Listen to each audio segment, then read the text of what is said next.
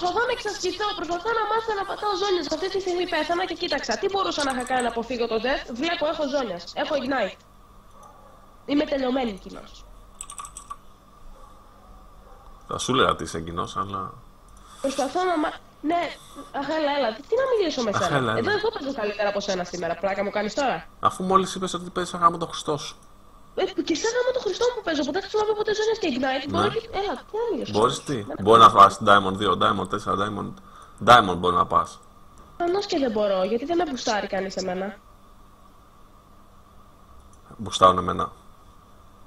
Μιχάλη, εγώ δεν ξέρω την πορεία σου, ωραία. Δεν την ξέρω. Τώρα το βάζει υπό συζήτηση.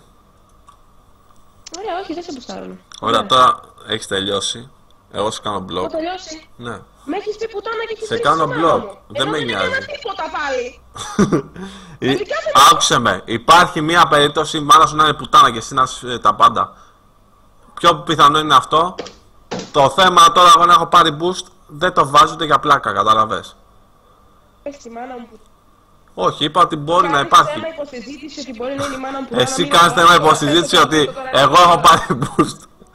Μιχάλη, έτσι πως πες... Έχεις κάνει θέμα υποσυζήτηση όλοι που έχουν boost, ναι! Έτσι πως πες σήμερα όλοι το κάνουμε, δεν είμαι μόνο εγώ. Να τους κάνεις όλους blog θα κάνεις. Εσύ όμως γιατί λες μαλακίες μόλι πουτάνα. Μιχάλη, σταμάτα να με λες πουτάνα, βαρέθηκα να τα ακούω. Σταμάτα. Θα σου λέω γιατί με έχεις τρελάνει τώρα, θα σου κάνω blog.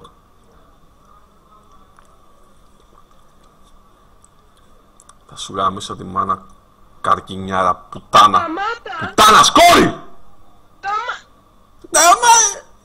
Γάμισου να πούμε, γιατί με έχεις νευριάσει. Γιατί αρχίζει και λες μαλακίες. Ούτε για πλάκα να τα λες αυτά παλιό πουτάνα. Σε μένα. Εσύ θα πάρεις boost γιατί είσαι ένα τελειωμένο σκουπίδι, bronze.